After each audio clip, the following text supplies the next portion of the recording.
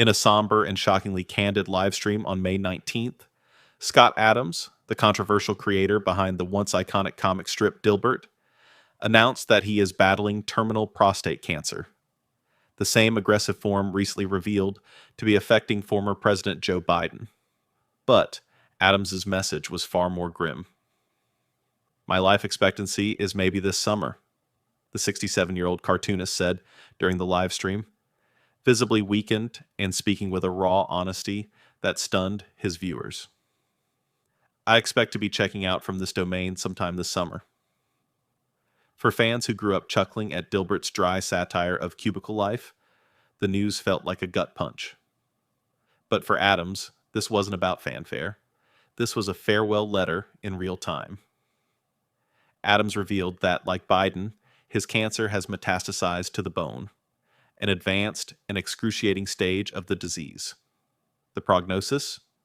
Director the pain? Constant. "I don't have good days," Adams admitted. "Every day is a nightmare, and evening is even worse. I've been using a walker for months. I'm always in pain." Gone was the sardonic wit that made Dilbert a cultural mainstay. What remained was a man grappling with mortality and choosing to face it head-on with brutal transparency. Biden and Adams? Two very different men, one harsh diagnosis. Adams made his announcement just one day after a spokesperson confirmed that Joe Biden, too, is battling an aggressive form of prostate cancer that has spread to the bone.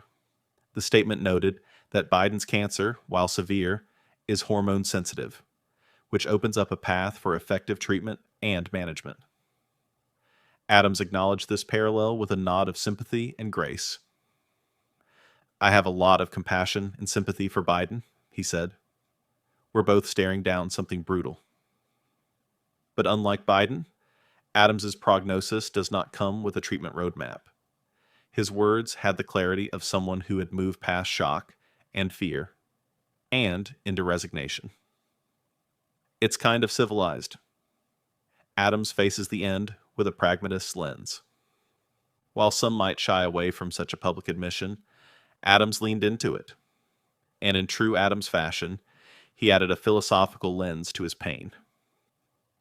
"It's kind of civilized that you know about how long you have," he said, "so you can put your affairs together and make sure you've said your goodbyes and done all the things you need to do." It was a statement that struck a strange, solemn chord, like a punchline without a laugh. "If you had to pick a way to die, this one's really painful, like really, really painful," he continued. "But it's also kind of good that it gives you enough time while your brain is still working to wrap things up." That mix of realism and reflection is vintage Adams, but this time there were no cartoon panels or office jokes to soften the blow. This was unfiltered, unedited, and unforgettable. Why he kept it quiet?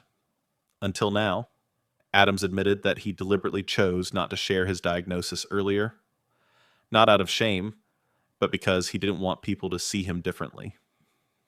"I didn't want people to start treating me like I was already gone," he said. "I wanted to keep showing up, to keep doing what I could. As long as my brain's still ticking, I'm still me." Still, the weight of the news clearly rattled his audience. Some viewers in the livestream chat expressed shock and sadness, prompting Adams to offer a stark but oddly comforting reminder. Nothing lasts forever. It wasn't just a comment on his own mortality. It was an existential mic drop. A legacy. Complicated by controversy. For decades, Dilbert was one of the most widely syndicated comic strips in the world. First published in 1989, the series captured the soul-crushing absurdities of corporate life with pinpoint accuracy. It made Adams a household name, particularly among office warriors who saw their own struggles mirrored in Dilbert's deadpan despair. But, in recent years, that legacy has become clouded, if not permanently stained. In 2023, Dilbert was dropped by hundreds of newspapers, including the USA Today network, following a widely condemned racist tirade by Adams in which he said white people should get the hell away from black people. The backlash was swift and severe. What was once a clever comic strip became a cautionary tale about free speech, cancel culture, and the cost of saying the unsayable. Adams never apologized in the traditional sense. Instead, he leaned into his notoriety, often doubling down on his statements and appearing on polarizing platforms. His cancer announcement, however, was notably free from politics. Just a man staring into the abyss and choosing to speak plainly. An unfiltered goodbye. With the end seemingly near, Adams is using what little time he has left to wrap up his life, his affairs, his relationships, and perhaps his own public narrative. There was no request for sympathy, no sugarcoating. Just the jarring honesty of a man who knows he's on borrowed time. The revelation docked